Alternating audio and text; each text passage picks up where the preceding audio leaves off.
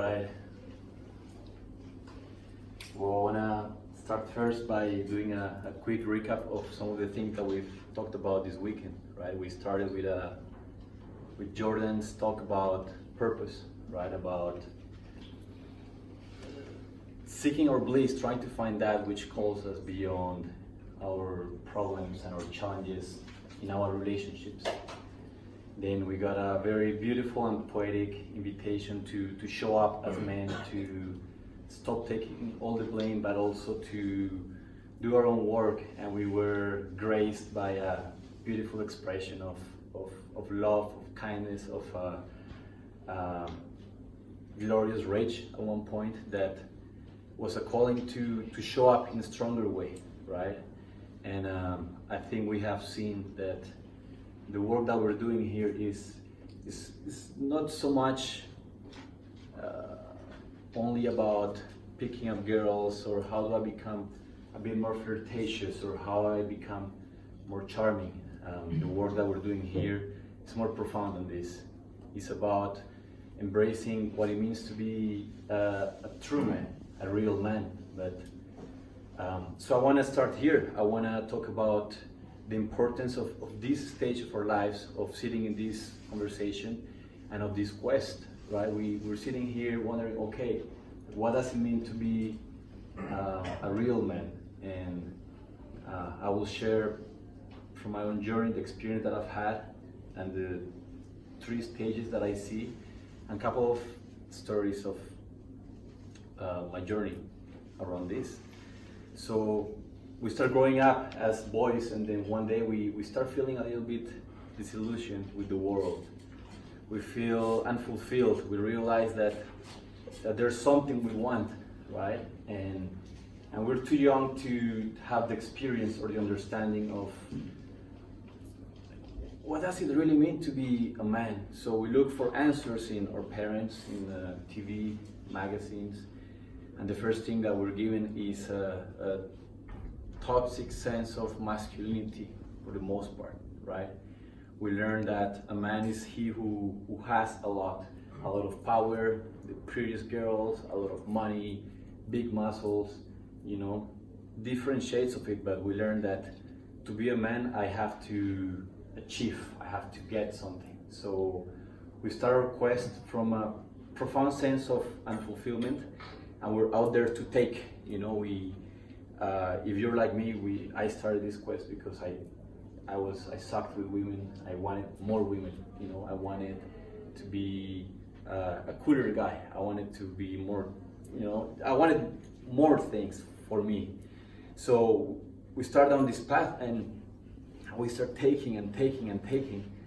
And at one point we realized that, like, fuck, like this can be like an endless pursuit.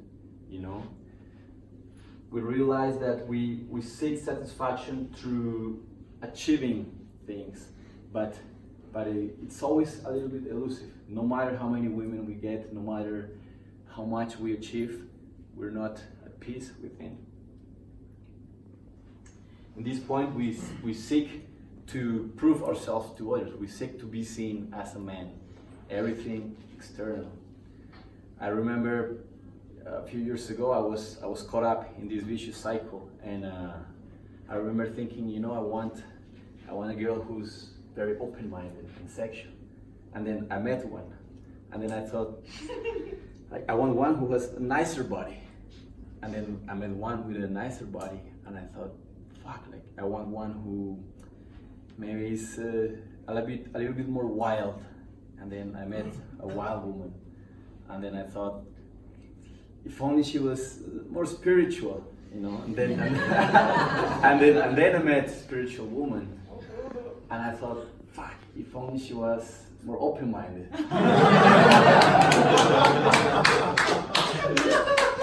and this never ends. Throughout my talk, I want to share with you bits of poetry that I wrote to illustrate certain things. So at the first stage, we seek to feel like we've made it, even though we have made nothing of ourselves. you get the idea, from yogis to strippers, religious to Satan worshippers, goody two shoes, and sometimes a little too loose. I had everything and I still couldn't choose. So in this first stage, we're seeking greener pastures. You know, it's always greener on the other side. And soon we realize that this will never satisfy it. So we make a decision. We decide, fuck, I will stop trying to take from the world. I will stop trying to have more, and I will become a better man. We figure out that if our fulfillment does not come from the things that I can accrue, maybe it comes from inside. So we turn into an inner quest for growth, for self-development, for, you know, we want to be more charming men, we want to be more self-expressed, maybe we want to be more funny, maybe we want to be more grounded, maybe more sexual, you know, and we start seeking to be better men. But if we pay close attention to this, we change the quest only in a small way. We refined it. We went from seeking more to seeking to be better. But as long as we are seekers, it means we have not found. We went through from trying to prove something to others to wanting to prove something to ourselves. So we take workshops, we read books, we meditate every day. We do all these practices that are good for us, but at the end of the day, we want to feel like we have what it takes.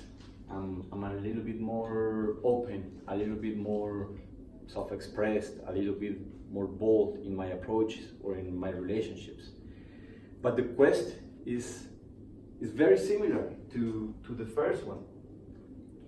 We realize that, yeah, maybe we are better men, but there's a profound sense of unfulfillment that still permeates this stage.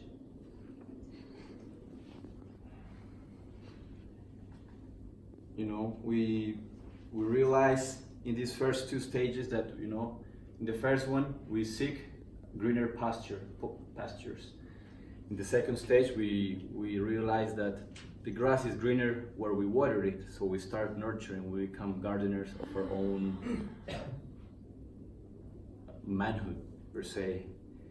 But we get to the same point. We're in a quest for more, in a quest for better, and I believe that most men will only stop this search when they come face to face with the profound pain of heartbreak, of realizing that we had something beautiful and somehow we destroyed it or we lost it. You know, the first stage it's about taking. It's for bad guys and nice guys. They're out to take. One is shameless in his pursuit, the other one is full of shame, but the intention is the same. And then in the second one we have given that up, but now we're processing our own inner conflict. And I believe that the moment that you damage a woman's heart in your quest to finding who you are is the moment that you truly see that perhaps you have gone too far. I remember this point with my ex-girlfriend. On one of our last nights together, we were both crying, sobbing in tears for hours. And I remember the pain in her face from realizing that she couldn't continue to love me without it hurting her to the core, and the pain in me from knowing that like I had hurt her in my quest for better and for more. So then, you know, where do we go from here, right? We're in the second stage. I believe that most of the men in this room are somewhere in a mix between the end of the first one and the beginnings of the second one.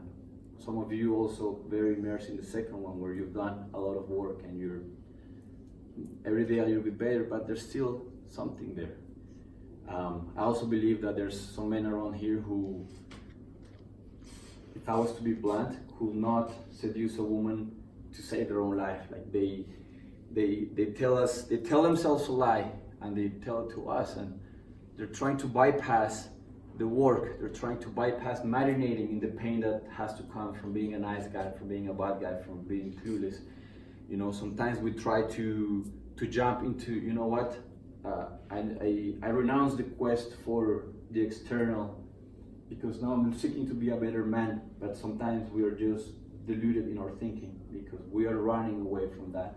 We're running away from the pain that comes from embracing the dark within us.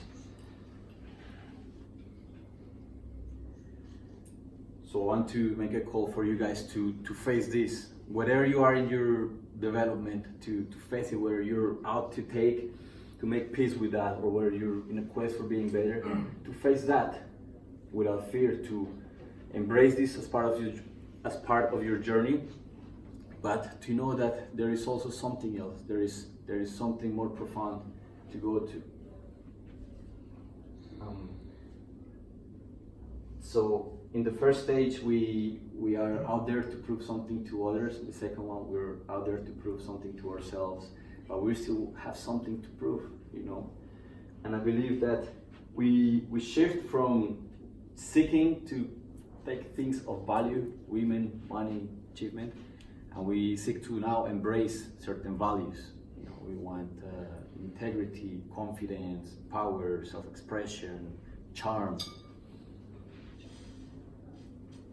So what then? You know, where do we go if fulfillment cannot be found externally, but if also we cannot find it internally? If we're forever in a state of seeking, then what do we do with ourselves? You know, and I believe that this is perhaps the most difficult leap for a man to make, and it is when he has to renounce everything that he has accumulated, everything that he has gathered for himself, including the carefully curated version of who he is, when he's willing to tell himself the truth and realize that no matter how much I have, no matter how much I have grown, I'm still not happy, I'm still not at peace, there's still something more. And I feel that when we allow ourselves to fall into this place, to truly sit in the pain of not knowing what to do with ourselves, when we allow ourselves to feel empty and meaningless and helpless, but not without help, in this moment we find grace. And I believe that grace is, you know, some people call it God, nature, the meaning of life, the universe, whatever, you know, whether you're spiritual or not. It is an energy that once we're fully empty, works through us. It makes us powerful without wanting to be powerful. It makes us confident without trying to be confident. It allows us to have without ongoingly wanting and having to reach and feeling that we're operating from a place of scarcity. It is when we allow ourselves to surrender to this that something greater comes through.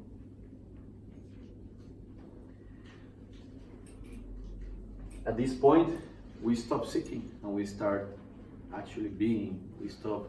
We no longer have anything to prove to others. We no longer have anything to prove to ourselves. We become men with nothing to prove. At this point, we are no longer seeking for the greener grass across the room, across the fence. We are no longer seeking to ongoingly water our own grass and waiting for it to grow, and being upset when it's not growing, and being upset when it's winter and maybe, you know, it's not the way that I want it. And we become okay. We truly learn to accept and embrace the grass as it is, green, yellow, burnt. We learn that we are gardeners, but we're the grass itself, we're the water, we are everything that is involved in here. And you know, I'm sure that for some of you this may sound a little distant, maybe slightly woo. Okay, like what are you talking about? It sounds maybe like a spiritual concept. What do you mean by letting the force of life flow through me? What do you mean by surrendering? Like what what does this mean? And if I was to simplify it, I believe that when I relate to the talk that Jordan gave about how he will get he will ride home after a long day of work and lay down and have tears drop down his face from a day well spent. And I feel that these are tears of grace, tears of beauty. And this is something that we can earn when we take responsibility. I believe that taking responsibility as men is something that we're all starving for and we're all craving, but we have completely forgotten. We are so concerned with trying to, like, we're so concerned with our rights. I have the right to have money, I have the right to have power, to have more women, and you have it. We're concerned with our right to grow and to feel certain things, and we have it, but we have forgotten that the other side of this coin is responsibility. What will you do with everything that you have achieved? What will you do with everything that you've made of yourself? I believe that the fundamental difference from the first two stages to the third one is the first two, we are ongoing, they're self-referencing. We're only thinking about us. How can I have more? And then the second one, how can I be better? Completely disconnected, completely oblivious, completely selfish in our pursuit, and I believe that part of it has to be that way. We have to focus on this before we can look beyond ourselves. But I also believe that the profound disconnection that a lot of us face comes not from not having enough, not from not being enough, but from not taking a responsibility towards those that are close to us. For me, this came from a lot of pain. Last year there was one point when I kept asking myself, where am I? What am I doing with my life? We go back to the Amorati ritual, but I really ask you this question: what are you doing with your life? Where are you? What place are you? And we have to be brutally honest with ourselves with this question. We have to be willing to face the pain of where we truly are. We have to stop lying to ourselves. For me, it was asking myself, where was I when my mom was depressed, scarily close to suicide? Where the fuck was I? Chasing girls, attending a workshop. Where was I when my grandmother was sick? Struggling financially. Paying for a bunch of Tinder dates that had no meaning to me. Spending on another workshop that I knew I wasn't gonna act upon. Reading another book that I was gonna ditch halfway.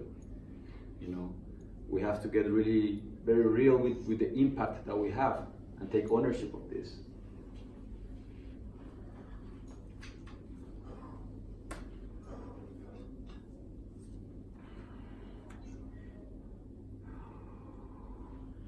So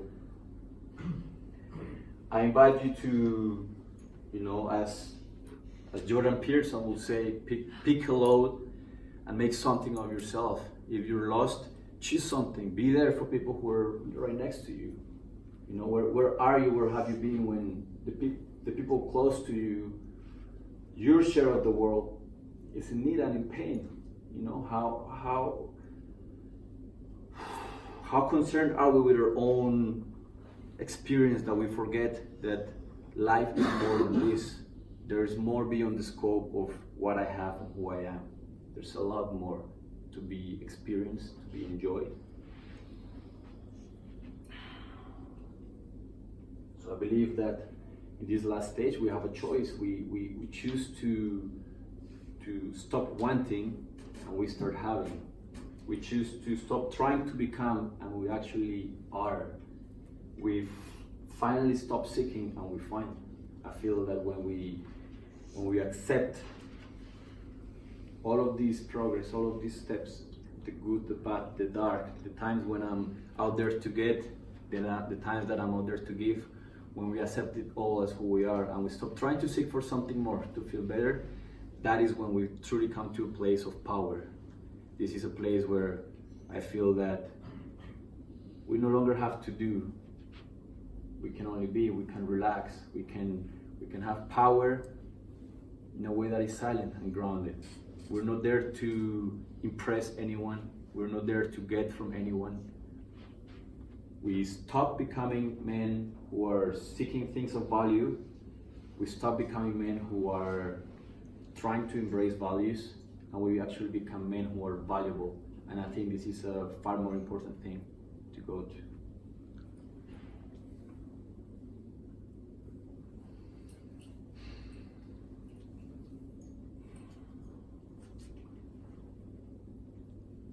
All right.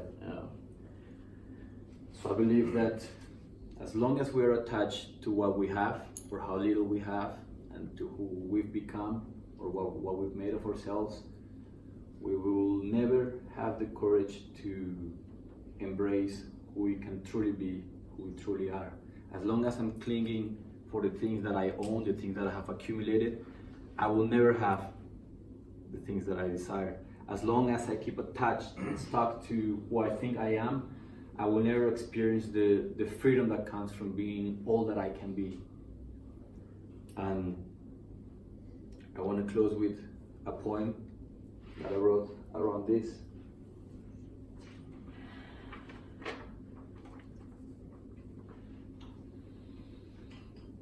So when your day comes and death looks at you, will you be ready to face what is true? Will your gaze be still, or will it shake without clue? When your day comes, what man will you be? The one so busy with trying to see better that he forgets and abandons everything he sees. Or perhaps the man still looking for more, forever reaching to the heavens and forever stuck to the floor. Or perhaps the man who seeks to be better every day and every night, so lost in this noble pursuit that he too has lost sight. So when the day comes and death looks at you, I hope it finds a man who has made it through. A man with a smile and a face full of tears, for he too overcame all that he fears.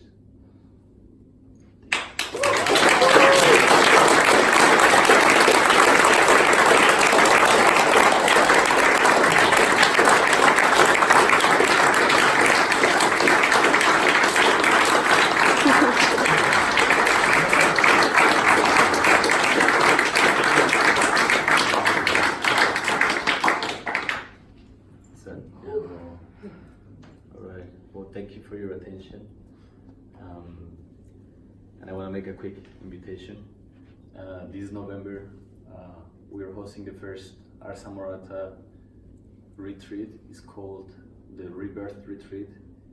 This is for men who, if you find yourself stuck in this journey and with the sense of completion forever eluding you, the sense of fulfillment. Long story short, we're doing 6 days deep work, and then everyone who comes will be invited. This is a side quest, personal invitation, to join me in a 5-day ayahuasca retreat held by a native shaman from the Amazonian jungle that I really trust, and I cannot speak highly enough of what this work has done for my life. Thank you, San, and also what the work with Mother Nature has helped me integrate. So if you're curious, today is my last day in Bucharest. I leave tomorrow, but come find me, talk to me, send me a message. We can check the details. Thank you.